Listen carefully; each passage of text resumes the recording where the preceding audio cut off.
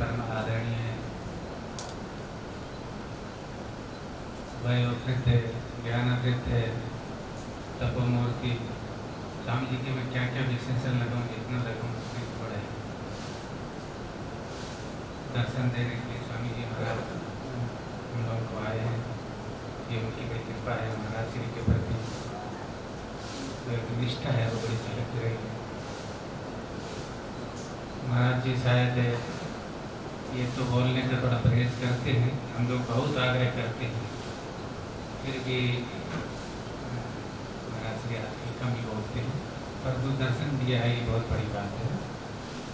अन्नपूर्णा आश्रम जो अपने पड़ोस में ही है, वहाँ के पीठाधीश्वर जी है स्वामी, तो इसी क्रम को फिर हम आगे बढ़ा रहे हैं। अभी जो हमारा विषय चल रहा है उसी को हम आगे बढ़ाते हुए भद्रं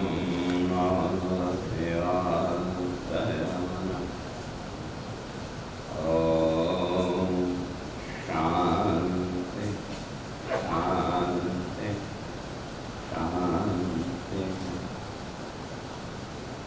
परम श्रद्धे ब्रह्मलिंग महाराज श्री जी, परम श्रद्धे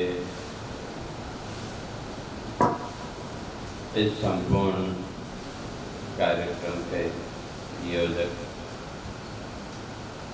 वर्तमान पीठाधीश्वर महाराज श्री जी,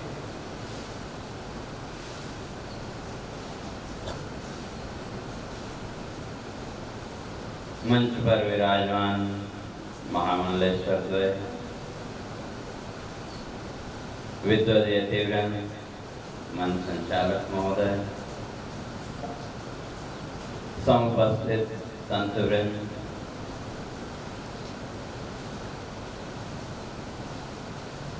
और अन्नपूर्णा आश्रम से बधाई रहे महिला श्री जी, भक्तिमती मातृशक्तियों बंधुओं,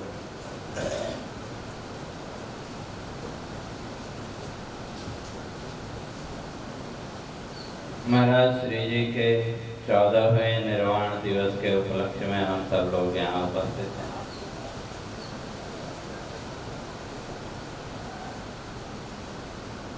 और जो वक्तव्य विषय है, अहम अहम इति साक्षात् साक्षी रूपेण बुद्धे विलसति परमात्मा। और कैसा? अशेषम भाषयन् निर्विशेषः।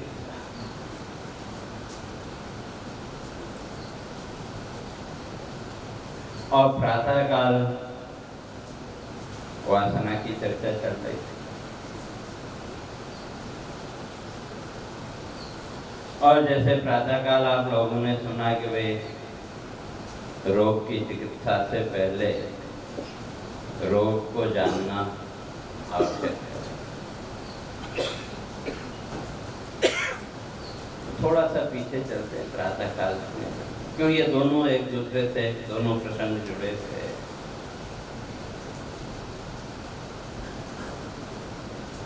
और जहां तक वासना की बात है,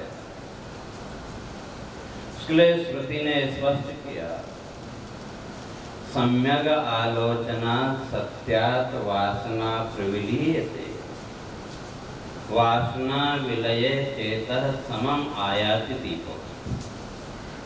मुंडकोपनिषद और पंचदशी में भी उल्लेख है।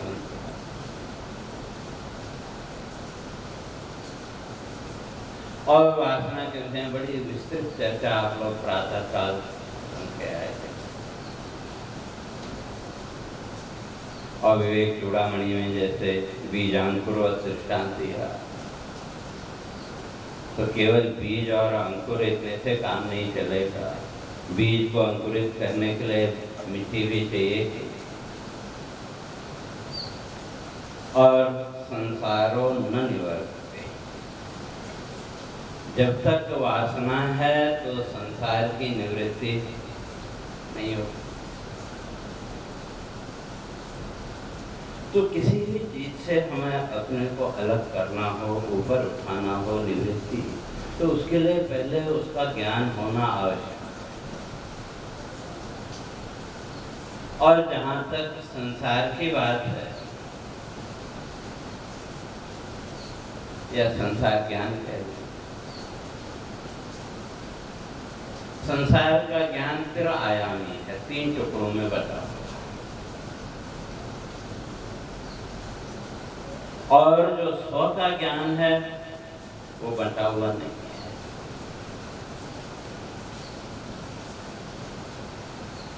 तो जब किसी भी वस्तु को आप देखते हैं तो सबसे पहले जो ज्ञान वृत्ति है वो क्या है? इदम किंचित, यह कुछ है। और अगले क्षण में आपके जो संस्कार हैं वो संस्कार उद्भूत हुए, प्रकट हुए। उन संस्कारों ने आपको वस्तु का बोध कराया और तब तीसरे क्षण में आप कह सकते हैं अहम इदम जाना, मैं ये जानता हूँ या नहीं जानता। लेकिन ये प्रक्रिया इतनी तीव्र है कि सामान्यतः हम नहीं पकड़ पाते। तो इसी तरह से जो संसार है, तो संसार क्या है? हम लोग संसार संसार कहते हैं। कोई अगर हमसे प्रश्न करे कि वे संसार क्या है, तो ज्यादातर हम लोगों का कोई उत्तर नहीं है। तो वहां भी 3 चीज, वासना, भावना और संस्कार। इन तीनों की जो त्रिपुटी है उसी का नाम संसार। अब संसार प्रकट कैसे हुआ, संक्षेप में, बहुत ज्यादा विस्तार की समय नहीं है, संक्षेप में। तो जब वो बोध हो जाएगा तो उससे निवृत्ति भी हो सकती है। जब किसी भी वस्तु को आप देखते हैं, या यूं समझो, सुबह जब आपकी आंख खुली, जब तक आप अपने कक्ष में हैं, तब तक किसी प्रकार का संसार है क्या? सामान्यतः कोई संसार नहीं। आप जैसे ही अपने कक्ष से बाहर निकले तो आपके सामने जो दृश्य आए, बेटा बेटी, भाई बहन, जो कोई भी है, जैसे ही वो दृश्य सामने आया तो उस दृश्य के सामने आते ही क्या हुआ? उस दृश्य से जुड़े हुए आपके चित्त संस्कार उद्भूत हुए, संस्कार प्रकट हुए। तो अगर चित्त में कोई संस्कार ही नहीं तो हमको वस्तु का भी ज्ञान है। जब वो संस्कार प्रकट हुए तो उन संस्कारों ने क्या किया? आपके हृदय में एक भाव को पैदा किया। भावना कह लो, भाव कह लो। तो पहले दृश्य के सामने आते ही, और दृश्य का केवल जो आंखों से दिख रहा है वही हमारा इंद्रिय विषय जो भी। तो दृश्य के सामने आते ही हमारे जो चित्त संस्कार उद्भूत हुए, वो प्रकट हुए, और उन चित्त संस्कारों ने हमारे हृदय में एक भाव को उत्पन्न किया। और उस भाव को हमने क्या किया? सामने जो दृश्य है उसके ऊपर आरोपित किया। और जैसे ही हमने अपने हृदय के भाव को सामने के दृश्य पर आरोपित किया तो उसके साथ ही क्या हुआ? हमारी वासनाएं जागृत। भाई इसके लिए हमने कल ये कहा था, परसों ये कहा था, आज ये करना है, वो करना, तरह तरह की जितनी भी, वो सब वासनाएं कह सकते हैं। वासनाएं कह लो, इच्छाएं कह लो। तो हमारे हृदय में संचित जो भी भाव थे, चाहे वासना कह लो, भाव कह लो, वो हमारे सारे जागृत हुए थे। और उस वासना ने क्या किया? फिर हमसे एक नया संकल्प करवाया। इसके लिए आज ये करना है, इसके लिए ये करना है, और हर एक संकल्प के साथ फिर एक नया संस्कार बना, तो हमारा संसार चक्र चलता रहा। तो अब ज्ञानी और अज्ञानी दोनों में अंतर क्या है? कि जो ज्ञानी है, जिसको हम ज्ञानी कहते हैं, वो भी तो ये हाड़ मांस का पुतला है, वो भी इंसान का संस्कार उसके अंदर भी है, भाव उसके अंदर भी पैदा होते हैं, लेकिन ज्ञानी उस भाव को आरोपित नहीं करता, तो इसलिए उसका कोई नया संकल्प, नई वासना भी उसके यहाँ जागृत नहीं हुई। और जो सामान्य व्यक्ति है, उसमें उसकी प्रक्रिया वो रोज की रोज चलती है। तो इसलिए जो ज्ञानी है वो धीरे धीरे इस संसार भाव से अलग, क्यों पुराने संस्कारों के अनुसार भाव तो बने, लेकिन उस भाव को आगे आरोपित नहीं किया। जब आगे आरोपित ही नहीं किया तो वो भाव वहीं का वहीं, तो हम आगे कोई नई वासना भी चित्त में जागृत नहीं हुई। और जो सामान्य व्यक्ति है उसका वो साइकिल चलता था। अब हमें उस संसार वृत्ति को आगे बढ़ाना है या वहीं रोकना है, वो हमारे ऊपर। तो अगर वासना बढ़ेगी, वासना या कार्य, फिर कर्म का संकल्प होगा, व्यक्ति फिर कार्य में प्रवृत्त होगा, उसके द्वारा फिर एक नई वासना बढ़ेगी, तो संसार चक्र चलता है। तो अब इससे निवृत्ति सम्यक आलोचना सत्याद वासना प्रविलीयते वासना विलये चेतः समम आयाति। मंत्र कहता है सम्यक आलोचना सत्य, उस सत्य की आलोचना करना, उस सत्य को पकड़ना। और उस सत्य को कैसे? तो अभी का जो वक्तव्य विषय है, अहम अहम इति साक्षात्।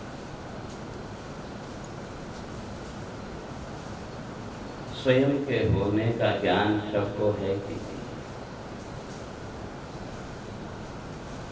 संसार का आपका जितना भी ज्ञान है, सुबह से लेकर के शाम तक का, एक दिन का ही, इस संपूर्ण ज्ञान से पहले आपको अपने होने का ज्ञान चाहिए कि नहीं? अगर आपको अपने होने का ही ज्ञान न हो तो संसार का ज्ञान संभव है क्या? तो सबसे पहले कौन सा ज्ञान चाहिए? अपने होने का ज्ञान। और अपने होने का जो ज्ञान है वो कैसा है? शुद्ध स्वभाव, प्रकृति विकृति भिन्न। टीकाकारों ने स्पष्ट किया, मूर्त और अमूर्त इन सबसे परे। सत्व भी नहीं है, सत्व उसको सत्व भी नहीं कह सकते, असत्व भी नहीं, लेकिन है। जैसे आंख खुलते ही जो पहला क्षण है, उस क्षण में आपको अपने होने का ज्ञान है कि नहीं? जब उसको आप शब्दों के द्वारा बयान नहीं कर सकते, शब्दों के द्वारा नहीं कह सकते ऐसा है वैसा है, लेकिन है।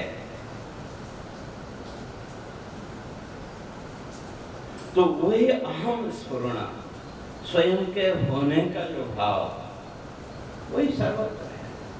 तो इसलिए जागृत कर लें। एक दिन का हम विचार करें, सुबह से लेकर के शाम तक आपने अपने कितने रूप देखे?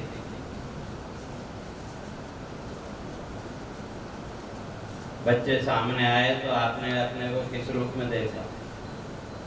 माता पिता, दादा दादी, जो कुछ भी है, जो जो दृश्य आपके सामने आता गया, उस दृश्य के अनुसार आप अपने अलग अलग रूप देखते रहे कि?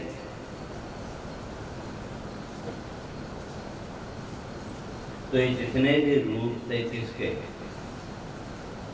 आपके ही हैं कि किसी और के? आपके ही। और इन रूपों का निर्माता कौन? वो भी तो हम। अपने रूपों का निर्माण करने वाले भी हम, और इन रूपों में अस्तित्व रूप से कौन है? अस्तित्व रूप से भी हम ही हैं कि नहीं? लेकिन इन सारे रूपों में से किस रूप को आप सच्चा कह सकते हैं? माता पिता भाई बहन, जिस किसी भी रूप में आपने अपने आप को देखा, संत महापुरुष, ब्रह्मचारी, सन्यासी, जिस किसी भी रूप में आपने अपने आप को देखा, इन रूपों में से कौन से रूप को आप सच्चा कह सकते हैं? किसी भी रूप को आप सच्चा नहीं कह सकते, लेकिन हर जगह आप हैं कि तो फिर आप क्या हैं? विशेष या निर्विशेष?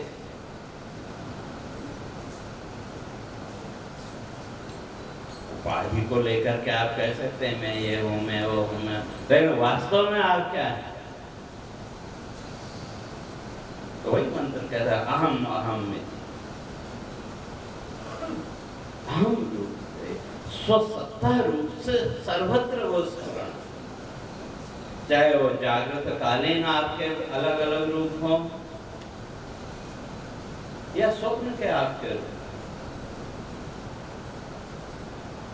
स्वप्न में भी जो दृश्य हमने देखे वो सारे दृश्य कहां से आए? पर कल्पना वृत्ति तो वही है, केवल अंतर यह है कि स्वप्न में हम पराधीन हैं और जागृत में स्वतंत्र। स्वप्न में आप अपनी इच्छा से रूपों का निर्माण नहीं कर सकते, लेकिन जागृत में आप जैसे कल्पना करना चाहें, जैसे रूपों का निर्माण करना चाहें कर सकते। अंतर एक स्वप्न में थोड़ी सी वो पराधीनता है, वहां संस्कारों के अनुसार ही वो दृश्य हमको देखते हैं, दृश्यों का निर्माण हम करते हैं, और जागृत में कहीं न कहीं हमारी इच्छा भी उन संस्कारों के साथ जुड़ी हुई है। लेकिन जिस तरह से जागृत के प्रत्येक दृश्य में आप, तो उसी तरह से स्वप्न के भी प्रत्येक दृश्य में आप हैं। लेकिन सब जगह होते हुए भी आप इन सबसे अलग हैं कि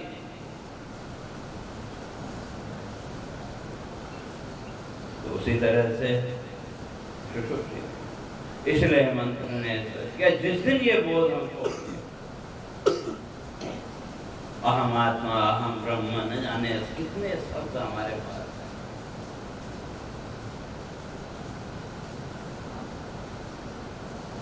लेकिन उस स्वसत्ता भाव को पकड़ने के लिए हमने कितना प्रयास किया। शास्त्रों की व्याख्याएं भी हमारे पास बहुत हैं। अगर कहें तो शब्दों का बड़ा अंबार हमारे पास, इसलिए ऋषियों को कहना पड़ा शब्द जालम महारण्य। अगर सही अर्थों में उस स्वसत्ता को, उस अहम भाव को अगर पकड़ना है, तो उसके लिए ठीक है शब्दों की भी आवश्यकता है, लेकिन उन शब्दों के माध्यम से उस तत्व को पकड़ने का प्रयास हमको करना पड़ेगा, क्योंकि बिना प्रयास के, और जहां तक अनुभूति की बात है, क्या का विलसति परमात्मा, हर रूप वही परमात्मा, लेकिन उस परमात्मा को, और एक जहां तक मैं समझता हूं, हम लोगों ने ब्रह्म या परमात्मा को खोजने की तो कोशिश की, लेकिन सही अर्थों में श्रुति वाक्यों को आत्मसात हम नहीं कर पाए। जबकि भगवान शंकराचार्य जी स्पष्ट करते हैं जीवो ब्रह्मयो न परः, तो फिर बाहर क्यों ढूंढ?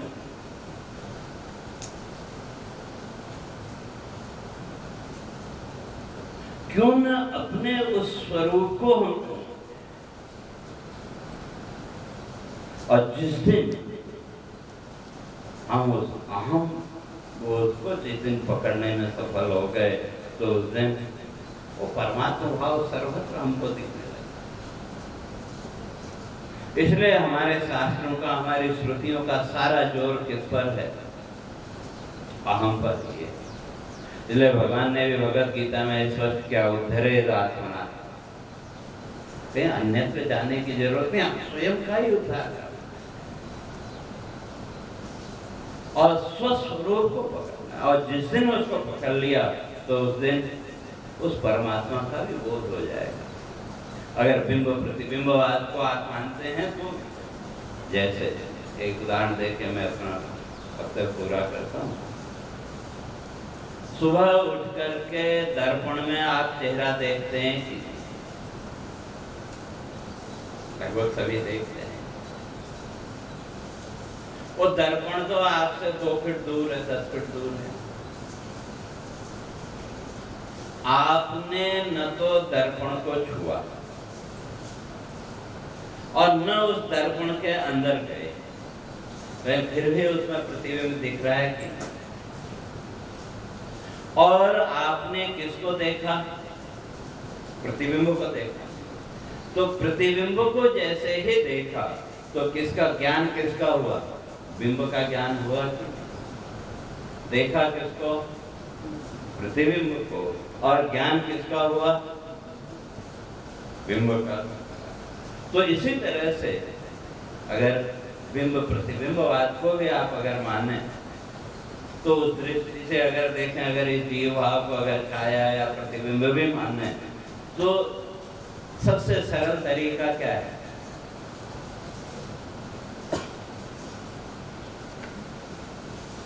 जो आपके अनुभव में है, जिसका आपको अनुभव है, आप उसको जल्दी खोज सकते हैं कि जिसके बारे में कुछ पता ही नहीं है उसको खोज सकते हैं। और जहाँ तक ब्रह्म की बात है तो श्रुतियों ने तो स्पष्ट कर दिया कि नेति नेति के द्वारा।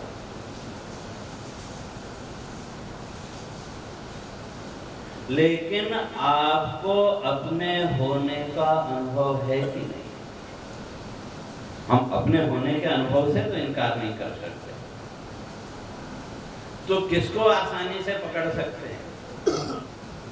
जिसका हमको अनुभव है। और अपने होने का अनुभव हर एक को है, चाहे वो मनुष्य हो, पशु पक्षी कीट पतंगे, जितने भी प्राणी इस दुनिया में हैं, हर एक को अपने होने का अनुभव है। बस वो अपने होने का जो भाव है, स्वसत्ता का जो भाव है, वही भाव अहम अहम इति। संसार के व्यवहार में भी, जो भी संसार के व्यवहार में हमने स्वयं को माना, हर जगह वो अपने होने का अनुभव का भाव ही है। लेकिन हमने उसको उपाधियों के साथ जोड़ करके स्वयं को इस संसार की मान्यताओं में बांध, बस इन मान्यताओं से अपने को बाहर निकालना और स्वस्वरूप का अनुभव।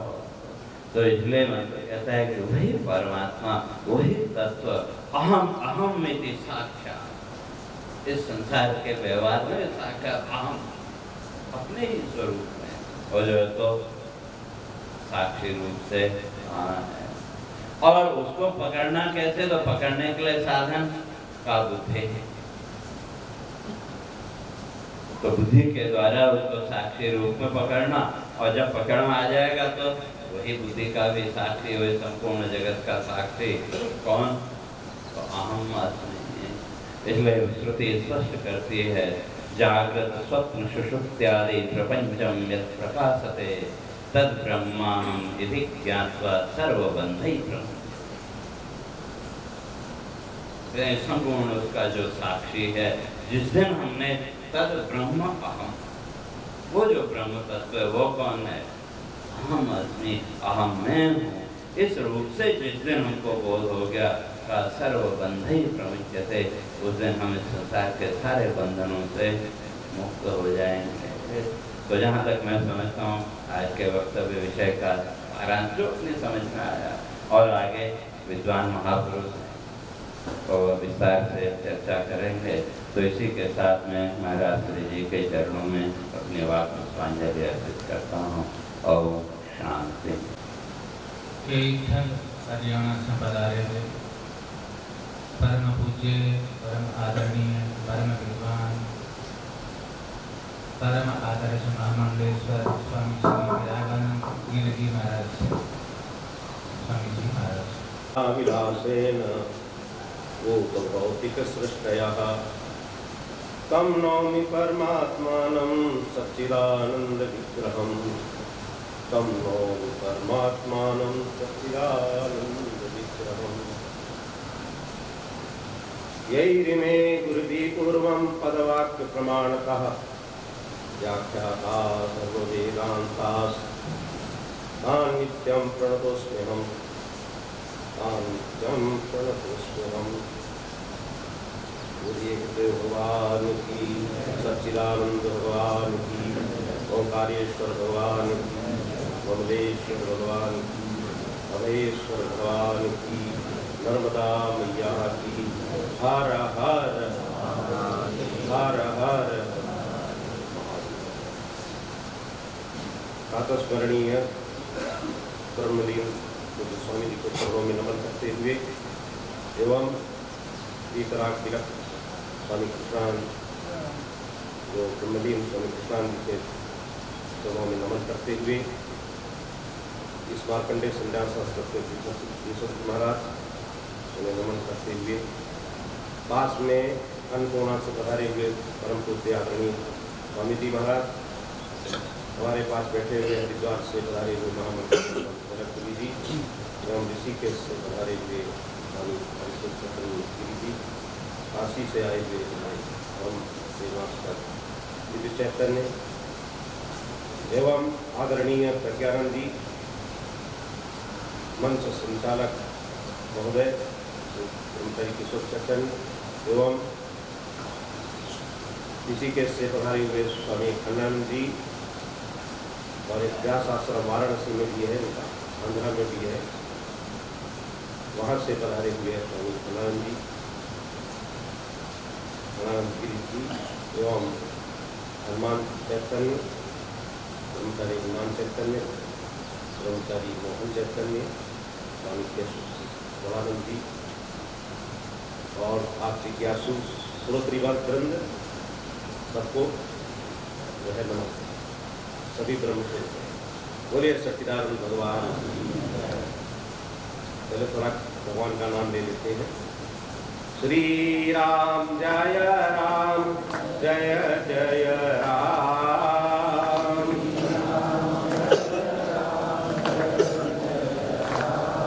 श्री राम जय राम, जय जय राम।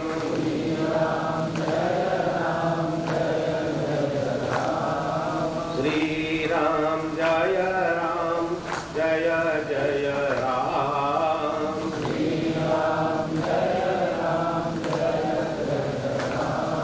बोलिए राजा रामचंद्र भगवान की। हर हर।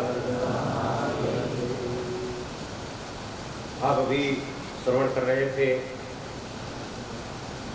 विलसति परमात्मा जागृदादि स्वस्थासु अहम अहमिति साक्षात साक्षी रूपेण विद्यते। विलसति माने शोभायमान हो रहा है, शोभायमान हो रहा है, सबको शोभायमान कर रहा है। अगर प्राण निकल जाए, आत्मा अपनी सत्ता छोड़ दे, तो कोई शोभायमान होगा? बोलो, नहीं हो सकता। इसलिए विलसति स्वयं विलास कर रहा है और जो है और सबको शोभायमान हो रहा है, शोभायमान कर रहा है। उसी की सत्ता से हम लोग चेतन है, चल फिर रहे हैं, सभी आदर दे रहे हैं। और अगर प्राण निकल गए, उसकी सत्ता निकल जाए तो रह जाएंगे देव लोग। राम राम सत्य हो जाए। तो विलसति परमात्मा, वो परमात्मा जागृत अवस्था। कैसा परमात्मा है? जो परमात्मा, इसके पहले है प्रकृति विकृति भिन्ना, प्रकृति विकृति से वो भिन्न है। शास्त्रों में आया है कि मायाम प्रकृतिम विद्या माइनम तु महेश्वर। यहाँ जो प्रकृति है ना, तो प्रकृति का अर्थ है माया, मायाम प्रकृतिम विद्यान और माइनम तु महेश्वर। और जो माया का स्वामी है, जिसको माधव कहते हैं, माने माया और धाव माने पति, माँ माने माया, जो माया का पति है वो माई माने माया वाला, माया का पति। और पति के तंत्र में अधीन जो है पत्नी रहा करती है। जो पत्नियां होती है, ये सनातन परंपरा है, वो पति के अधीन रहती हैं।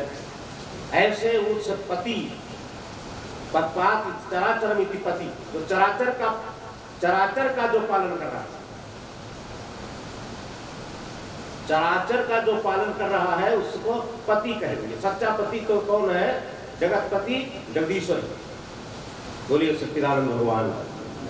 तो हाँ, वही वास्तव में पतिपात जगत, सारे जगत को समझो जो है पालन पोषण कर रहा है, रक्षण कर रहा है, इसलिए वही पति है। तो ऐसा, इसलिए माइनम, वो पति परमात्मा है और माया जो है वो उसके अधीन। और जब माया अधीन है तो माया का बना हुआ ये संसार माया का बना है। शास्त्र में आता है, श्रुति आपने सुनी होगी, श्रुति कहती है, भगवती श्रुति, एतस्मात् आत्मना आकाशा संभूता, वो आकाश उसी परमात्मा से बना हुआ है, आकाश से वायु भी उसी परमात्मा से बनी हुई है। जिस परमात्मा से आकाश उत्पन्न हुआ है, फिर आकाश भावापन्न परमात्मा से वायु प्रकट हुआ, वायु भावापन्न परमात्मा से जो है तेज प्रकट हुआ है, और तेज भावापन्न परमात्मा से जो है जल प्रकट हुआ है, और जल भावापन्न परमात्मा से पृथ्वी पैदा।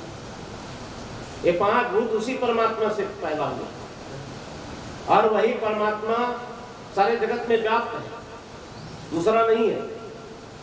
पृथ्वी में भी वही रहता है, पृथ्वी जिसका शरीर है, जल में भी वही रहता है, जल जिसका शरीर है, तेज में रहता है, तेज जिसका शरीर है, वायु में रहता है, वायु जिसका शरीर है, और वही आकाश में रहता है, आकाश भी जिसका शरीर है, उसमें रहता है। और वो रहते हुए उन सबको जानता है, सबकी दशा जानता है, पृथ्वी की भी दशा जानता है, कहाँ पृथ्वी का कैसा स्वरूप है उसको भी अच्छी प्रकार जानता है, जल के भी अच्छी प्रकार स्वरूप को जानता है, तेज के भी स्वरूप को जानता है, वायु के स्वरूप को जानता है, और आकाश के भी स्वरूप को जानता है। क्यों? वो क्या स्वरूप है? चेतन है, और वे नहीं जानते। देखो, परमात्मा तो उनको जानता है, लेकिन परमात्मा को ये नहीं जानते। इसलिए कहते हैं कि आकाश जिसका शरीर है, आकाश को जो जानता है, लेकिन आकाश वो आकाश उस परमात्मा को नहीं जानता। ऐसे वो हमारे ये हो गया समष्टि में विचार, व्यष्टि में देखो हमारे मन में भी रहता है, हमारी बुद्धि में भी रहता है, हमारे प्रत्येक इंद्री में रहता है, आंख नाक कान प्रत्येक इंद्री में रहता है, और वो हमारे आंख नाक कान बुद्धि मन की प्रत्येक दशा को जानता है। और मन आंख नाक कान ये भी उसी के शरीर है, और उनको जानता है, लेकिन ये उसको नहीं जानते। अब विडंबना ये है कि परमात्मा जिसको जनाता है वो जानता है। जब परमात्मा हमारे अंदर बैठा हुआ जो परमात्मा है वो हमको जनाता, बुद्धि को ज्ञान देता, बुद्धि को ज्ञान शक्ति प्रदान करता है। इसलिए कहते हैं, गीता में कहता है, ददामि बुद्धि योगम तम येन माम उपयान्ति। भगवान स्वयं जो है बुद्धि योग देते हैं। तेषां सततयुक्तानां भजतां प्रीतिपूर्वकं ददामि बुद्धि योगम तम येन माम उपयान्ति, जिससे वे मेरे को प्राप्त होते हैं। तो बुद्धि भी देने वाला, बुद्धि भी उसका शरीर है, बुद्धि में भी वो रहता है, बुद्धि उसे नहीं जानती, लेकिन वो बुद्धि को जानता है। अब थोड़ा बहुत ज्ञान दे दिया उसने तो हम बुद्धिमान कहलाने लगते हैं, थोड़ा सा बल हृदय में दे दिया, शरीर में बल दे दिया तो हम बलवान कहलाते हैं। वही बल देता, बलम बलवताम चाहम, गीता में भगवान कहते हैं मैं बल हूं, बल मैं हूं, वही बल देता। तभी भगवान कृष्ण साक्षात परमात्मा है। जब कंस के यहाँ गए तो कुबलेया पीठ हाथी को सामने कर दिया कि कृष्ण को मार देगा, लेकिन बल तो उनके पास है, बल की खान है भगवान ना, वो हमें बल देते हैं, हमारे हाथों में बल देते, बुद्धि में बल देते, तो भगवान है। फिर एक मुट्ठी मारी उसके सूंड पर तो मर गया। बोलिए सच्चिदानंद भगवान, वहां ही मर गया। बाकी ये बल देने वाला कौन है, विचार करिए। तो बल देने वाला वो बल स्वरूप ही है, वो चेतन स्वरूप, वो बल भी वही देता है, सज्जनों बुद्धि भी देता है, जिसकी बुद्धि से हम लोग बुद्धिमान कहलाते हैं। विद्या भी वही देता है, हम विद्वान कहलाते हैं। तो ऐसा वह परमात्मा समष्टि में भी है और व्यष्टि में भी। समष्टि में भी वही है और हमारे भीतर भी है। बस इसीलिए कह दिया, गोस्वामी जी कहते हैं सिया राम मैं सब जग जानी और करो प्रणाम जोर जुग वानी। वही है, दूसरा नहीं, एक ही। एको देवा सर्वभूतेषु गूढ़ा सर्वव्यापी सर्वभूतांतरात्मा धर्माध्यक्षा सर्वभूताधिवासा साक्षी चेता केवलो निर्गुणश्च। तो वही एक ईश्वर इन सभी उपाधियों में है। इसलिए कहते हैं, किसी ने प्रश्न किया कि कौन राम दशरथ का बेटा, कौन राम घट घट में लेटा, कौन राम का जगत पसारा और कौन राम है जग से न्यारा। ये 4 प्रश्न करते। तो उत्तर में आता है कि एक राम दशरथ का बेटा, तो दशरथ के बेटे हुए हैं दाशरथी राम। खूब आपने सुना है, जो जिन्होंने योग वशिष्ठ का श्रवण किया है वशिष्ठ जी से, और विद्या अध्ययन किया है वशिष्ठ जी से, और इसके बाद विश्वामित्र के यहाँ जाके यज्ञ की रक्षा की, फिर जनकपुरी गए, विवाह हुआ, फिर घर आए। कुछ दिन बाद ईश्वर की इच्छा से मंथरा से प्रेरित कैकेयी के माध्यम से वनवास हुआ, वन में रहे। बाद में सीता का हरण, रावण के द्वारा युद्ध, सीता की वापसी, फिर सीता का वनगमन, इसके बाद उत्तरायण की यात्रा, और अंत में वो अपने साकेत धाम को चले गए। ऐसे में पवित्र राम की जो जीवनी है, तो उस राम के रूप में वही भगवान प्रकट हुए। तो एक राम दशरथ का बेटा और एक राम घट घट में लेटा। हाँ, एक राम घट घट में लेटा। जो घट घट हमारे शरीर को घट मान उपमा दे दी गई, तो उसमें लेटा हुआ है, हमारे शरीर में विद्यमान एक राम है। वही यहाँ कहा कि विलसति परमात्मा, उसी को यहाँ कहते हैं कि विलसति परमात्मा। वही परमात्मा जो घट में है, विलसति हमारे भीतर है। जागृत आदि अवस्था से, जागृत में भी है, उसी मन का मन वही है। जागृत अवस्था कहते किसको है, कोई कहे तो जागृत अवस्था का लक्षण करते हैं कि इंद्रियों के द्वारा, देवता अनुग्रहित इंद्रियों के द्वारा जब हम बाहर के शब्द स्पर्श रूप स्कंध को ग्रहण करना है, यही जागृत अवस्था है, विषयों का ग्रहण, इसी को जागृत अवस्था कहते हैं। तो इस जागृत अवस्था में भी देखो, मन का मन अगर हम देखते हैं तो आंखों का आंख कौन है, जरा विचार करो। आंख का आंख कौन, परमात्मा ही आंख का आंख। मन का मन वही है, हमको मनन सामर्थ्य। वाणी का वाणी कौन है, हम बोल रहे हैं, किसकी शक्ति से बोल रहे हैं, बोलो, उसी परमात्मा की। बुद्धि भी अपना काम कर रही है, उसमें चिंतन आ रहा है, किसकी ओर से चिंतन आ रहा है, उस परमात्मा की ओर से आ रहा है। तो ये वही राम घट घट में लेता, प्रत्येक घट शरीरों में जो व्यापक है ना, वही हम लोगों के शरीर में, प्रत्येक शरीर में। अब हमारी नजर चाहिए, आज मनुष्य इतना अंधा हो चुका है देह दृष्टि में, अपने स्वार्थों में, अपनी अज्ञानता में, अपनी अविवेकता में, कि एक आत्मा देख ही नहीं पा रहा। अरे वही परमात्मा जो हमारे मन में रह रहा, हमारी बुद्धि में रह रहा है, हमारे आंख में रह रहा है, हमारे हाथों में रह रहा है, वही परमात्मा तो सब में। तो किसी ऐसा परमात्मा है तो हमको किसी भी प्राणी के साथ सब में उसी आत्मा को देखना चाहिए।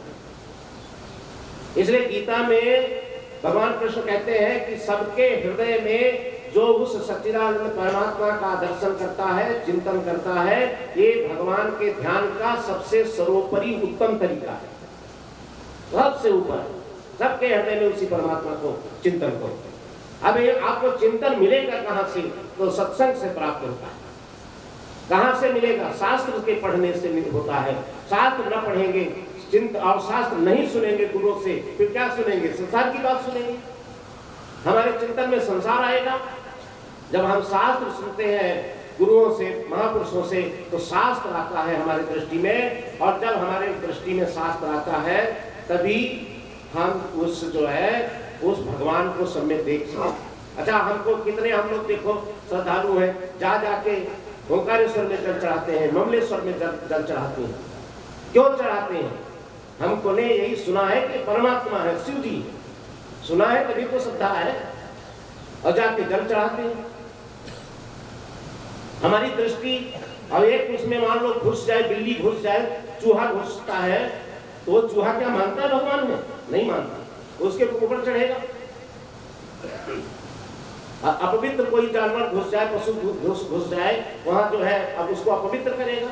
तो ये जैसे हमको सुनने से जो है शिवलिंग में हमें शिव बुद्धि हो जाती है सज्जनों, ऐसे जब हम सुनते रहेंगे, पढ़ते रहेंगे, तो हमारी श्रद्धा भी जागरूक हो जाएगी, हमारी श्रद्धा बलवती हो जाएगी, और हम सबके हृदय में उस सच्चिदानंद परमात्मा को जो है देखने का हमारा स्वभाव हो जाएगा।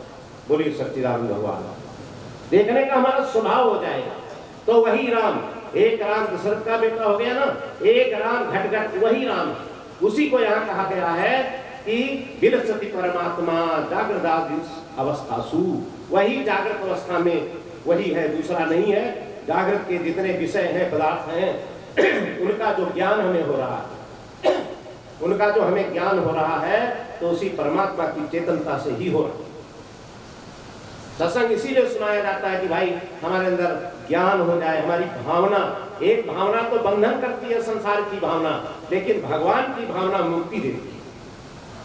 संसार की भावना करोगे, शब्द की करोगे, स्पर्श की करोगे, रूप की करोगे, रस की करोगे भावना चिंतना, तो आपको बंधन डालेगा।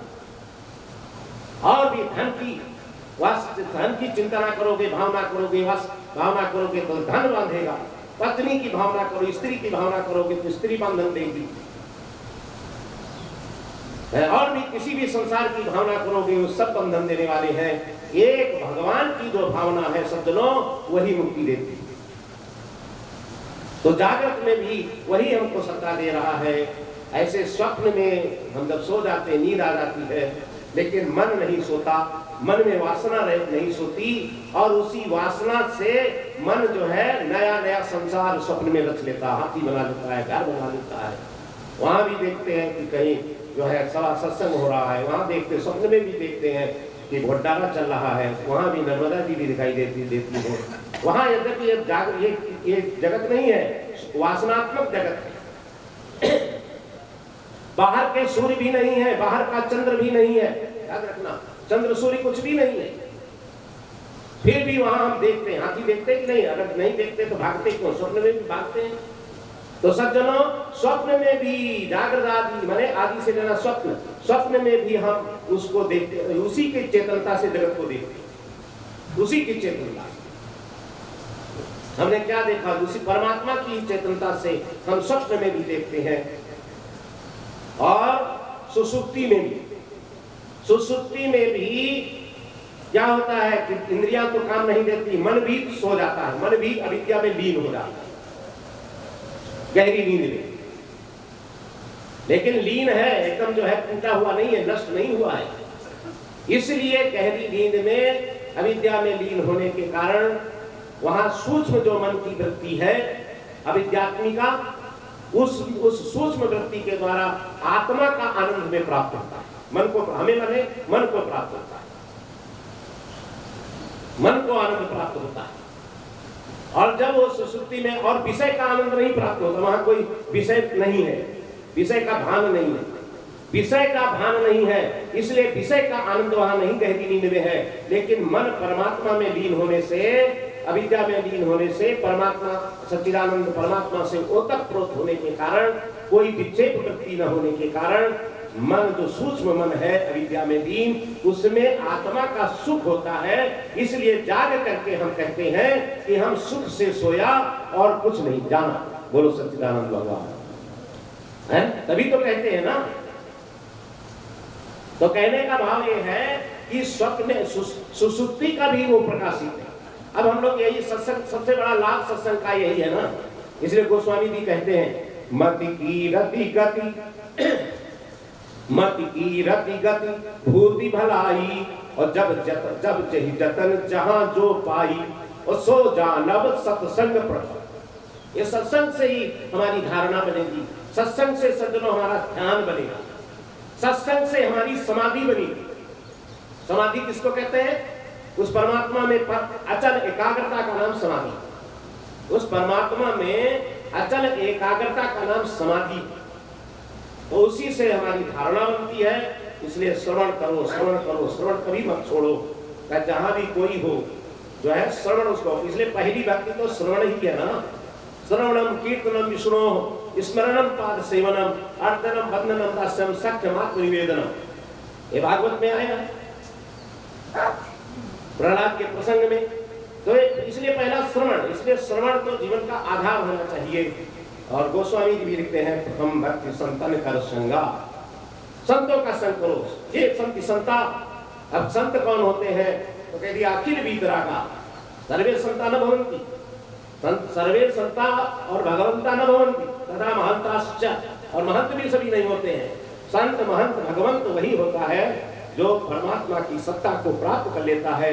परमात्मा की सत्ता में जिसे विश्वास होता है, परमात्मा में जिसने मन लगाया है, ऐसा ही जो पुरुष होता है, ऐसा जो चित्त वृत्ति है, मनोवृत्ति है, जो परमात्मा मई हो गई है, वो जिसको प्राप्त हुई है, उसे ही संत महंत भगवंत कहते हैं, वही पूजनीय है।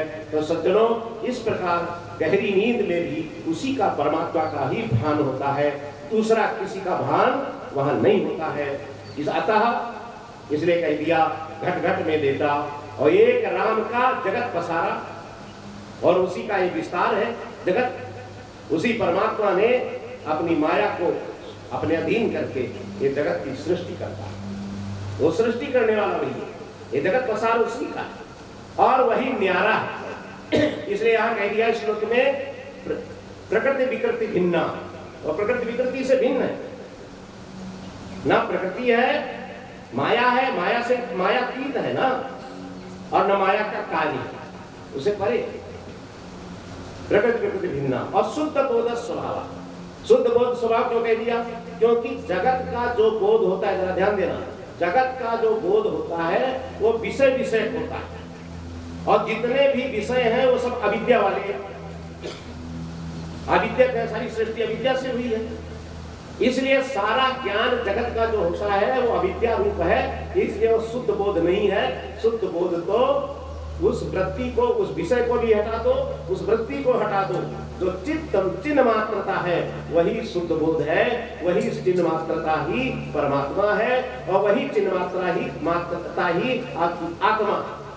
बस वही आत्मा है, और वही जो है परमात्मा है, और वही जो है चिन्ह मात्रता व्यापक है। ऐसे उस चिन्ह मात्र जो परमाणु से भी छोटा है, अणोरपि अणीयान आया शास्त्र, अणु से भी अणु है, वो आपका चिन्ह मात्रता, आपका स्वरूप है। और वो महतो महियान, वो केवल आप में ही वह चिंगारी चिदग्नि है, ऐसा नहीं, वो चराचर में व्याप्त चिदग्नि है। इसलिए उसको कहते हैं महतो महियान, वो महान से महान है। ऐसा जो परमात्मा अहम अहम, शास्त्रों में आया है कि ये अहंकार जो अहम होता है ना, ये परमात्मा की प्रथम अभिव्यक्ति।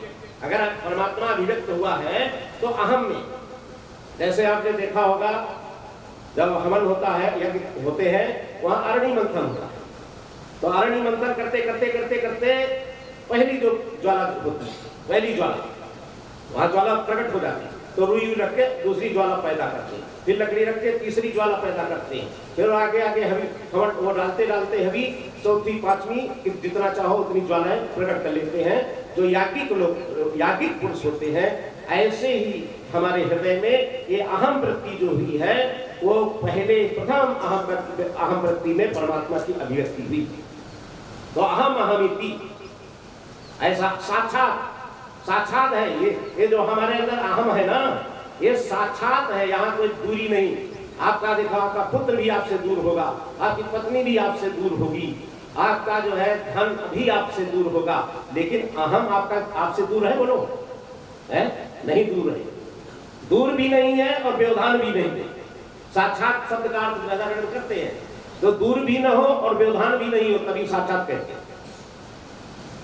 तो ये जो अहम है, शरीर भी दूर है, लेकिन जो अहम है ये साक्षात उसी अहम में जो चैतन्य की स्फूर्ति हो रही है वो आपका, वही परमात्मा का स्वरूप है, वही आपकी आत्मा का स्वरूप है, वही आपका स्वरूप है। लेकिन ये सूक्ष्म जो है ये इसको कहते हैं कि बिना कोई छोटा सा कीड़ा हो और चावल में हो बहुत से कीड़े हो, उन कीड़ों को निकालना जैसे कठिन होता है ना, ऐसे ही चिन्मात्रता को निकालना सूक्ष्म बुद्धि का विषय है। जिसकी बुद्धि गुरु के चरणों में, शास्त्र के वचनों में और उनके बताए गए उपदेशों में दृढ़ होती है, वही उस परमात्मा का अनुभव कर सकते हैं। इसलिए गीता में भगवान कहते हैं कि नई ज्ञानेन सदृशम पवित्र में विद्यते तत् स्वयं योग संसिद्धा कालेनाथ विंदति। तो सज्जनों, वो आगे कहते हैं साक्षी रूपेण बुद्धे, वो बुद्धि का साक्षी है। इसी को कठोपनिषद में कहा गया है, प्रतिबोध विदितम मता, बोधम बोधम प्रति, प्रत्येक बोध का वो साक्षी। जितनी हमारे अंदर वृत्तियां, जागने से लेकर के सोने तक जितनी वृत्तियां हमारे में उत्पन्न होती हैं, उन सभी वृत्तियों को वो प्रकाशित कर रहा है। वही परमात्मा सत्ता मात्र से प्रकाशित कर रहा है। और उसी चैतन्य से युक्त वृत्ति ज्ञान वाली होती है, और इसलिए वो वृत्ति अविद्या वाली होती है, इसलिए वो ज्ञान अशुद्ध ज्ञान है। लेकिन इनको प्रकाशित करने वाला जो चिन्ह मात्र ज्ञान है वही पवित्र ज्ञान है। समय हो गया है, इसलिए अधिक न बोलते हुए अपनी वाणी को महाराज श्री ब्रह्मलीन स्वामी महाराज श्री के चरणों में अर्पण करते हुए विराम लेते हैं। बोलिए सच्चिदानंद भगवान।